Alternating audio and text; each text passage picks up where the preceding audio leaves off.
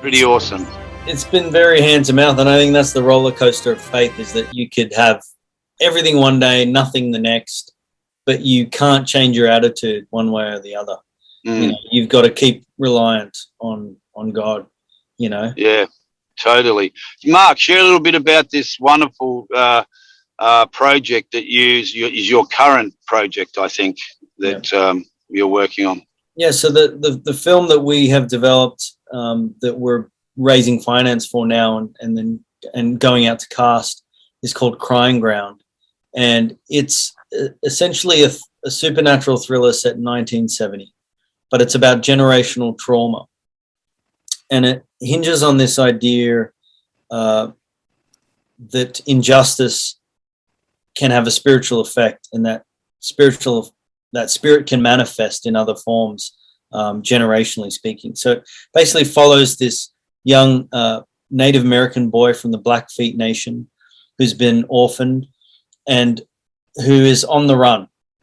He's being chased by a white man who blames him for the death of his wife, and he winds up on a farm where he's taken in by a white family. Now, this white family own fee land on the Blackfeet Nation in Montana, and although the father, Frank, can't hold on to the farm because he's over leveraged and can't afford the mortgage payments, he still refuses to give up the farm to the Blackfeet people and to give it back to its rightful owners. And when this boy turns up, his daughter April takes the boy in. The boy's name's Jesse, and they nurse him back to health. And the relationship with this boy softens Frank's heart, and he begins to change his stance. But what April begins to realize is that the boy carries this spirit with him, which originates from a massacre that occurred 100 years earlier. And this boy is still carrying the trauma, and the trauma is personified as a creature. And we've chosen not to name the creature so as not to appropriate any culture or any Native American spirituality. But what we have done is we've involved several Native American creators to come on board and help us with the script and develop the story, and to be producers, and in addition to being actors in the film, and tell this story. And ultimately what we're trying to say is that unless you have healing, forgiveness, and repentance from the sins of the past and the traumas of the past, you can't move forward. And those sins will just, the hurt and the pain from those sins will continue to perpetuate into the next generation. And it's a story about the blood that America has on its hands, particularly in regards to Native American people, which, is a subject that is often swept under the rug. There is still story, huh? What's that? Pretty heavy story. It is. And look, it's wrapped in a genre film so that, it's something that people can digest and take on board and be entertained by, yet provoke their minds and their thoughts and their spirits and their hearts to be open to this conversation. And again, it's a story that I have no business telling. And before we embarked on this journey of putting this project together, me and the producers, me, my brother-in-law, and a cameraman named Jay Hanrahan went up to Montana, and we spent 3 days with some of the elders of the Blackfeet Nation, and they took us out to the site of the massacre, which they rarely do. They rarely do that for outsiders. I think it helped that we're Australian, and not Americans, or certainly not Hollywood people, outsiders. And they just invited us in, and were really warm and open with us and shared their stories. And we just went there to listen and to learn and to find out from them what kind of story they would like to see told, And what Did kind you feel of any spiritual events out there when you're on the land? Oh, Sorry to interrupt, but absolutely. From the moment I set foot on Blackfoot territory, it's all Blackfoot territory, but their little nation that they've been sequestered on, you know, because really that's what the reservations are. They're to sequester people and to keep them in place. But the moment I set foot on that land, there is a real spirituality to the landscape. There's a real energy there, you know, and I know Christians don't often acknowledge energy and nature and all of those things because they think of those concepts as kind of new agey. But, you know, the Bible often refers to the character of nature and how creation itself groans under the weight of sin. And I felt like that place was weeping. I felt like that place still cries out for justice.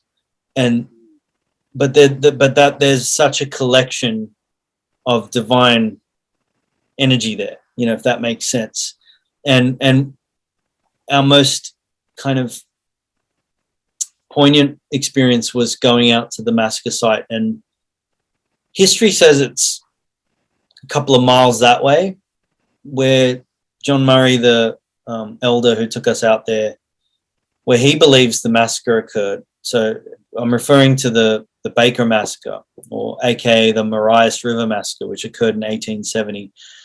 Major Eugene Baker, a US cavalryman, ordered his men to kill north of 100 and something people, most of whom were women and children sick with smallpox.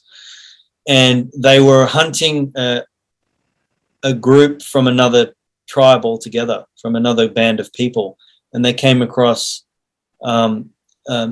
these pagan people and just slaughtered them. Basically, to them, one tribe was as good as another, even though these people had nothing to do with the crime that they were claiming had been committed. Wow. And they literally slaughtered them, and there's to this day has not been acknowledgement by the US government over that. You know, in fact, there's been repeated denials. So when we went there and we were standing on the land, I said to John Murray, I said, what would you like, what kind of story would you like to be told, you know, and what would you like it to say? And he said, well, I would like a story told about this massacre. So it was divine that we were there, that we were asking for permission to tell this story, and that the thing that was on his heart, on John's heart for the past 30 or 40 years that he'd been working really hard to get people to acknowledge this massacre, was to tell this story about these people. And that blew our minds, but it also made us feel very grateful and very small in the scheme of things. And it made us feel like we were being led in some way to tell this story. And I don't know, maybe that's a pretentious notion, but I went to Montana with this thought in my mind. If the elders told us that we could not tell this story, or that we had no business telling this story, we would shut it down immediately. But they said to us, no, we want you to do this. And we went, we will support you in any way possible. It must have been, I mean, we can relate to that back in Australia with, like, even the movie High Ground, which was based around similar sort of things, very similar to what happened to the indigenous, you know, Aboriginals in the north of Australia, you know, many years ago. And it must be so difficult for those tribes and the people still living to just go, why does someone not believe this happened, and ignoring it? That must be as much pain as losing the people that were lost in that massacre, you know? Absolutely. But I mean, like, that kind of colonialism still manifests today.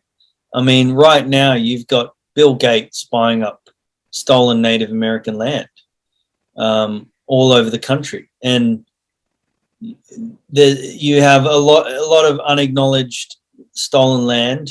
You have epidemics of opioid addiction, alcoholism, you know, a lack of health and mental illness occurring on the reservations that is not acknowledged and is given no assistance.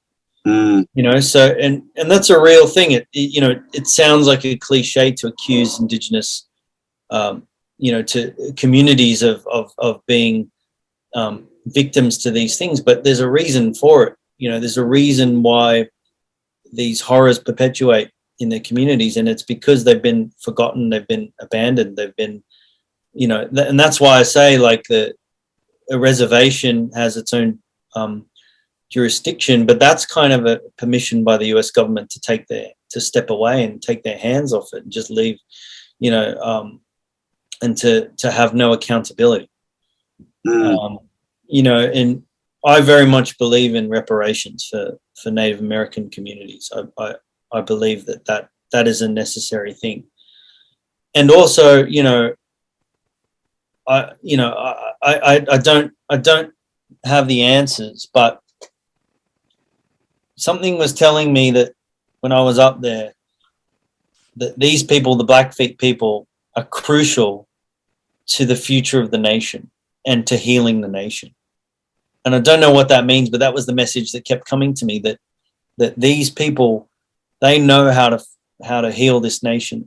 They know how to heal the planet, in a sense. They have the keys to that relationship, And, you know, I feel very much that we are being led now by corporations who are virtue signaling and projecting this image of a green future. I am very much of the notion that in itself sometimes is a careful guise to just take what was already there, which is this kind of corporate and colonialist mentality of absorbing Earth's natural resources. And it's just putting a new veil over it. Yeah. You know, but it's allowing the privatization of natural resources to continue. So I don't know even why I'm saying any of this, but I feel that the future of America rests in the hands of its original inhabitants, and that we have to come full circle to a relationship with those people. Or Americans have to come full circle to. And I think by telling your film, like, when that gets up, you know, film's a powerful way to share things with people around the world, you know, and hopefully that does inspire some thought change. Yeah,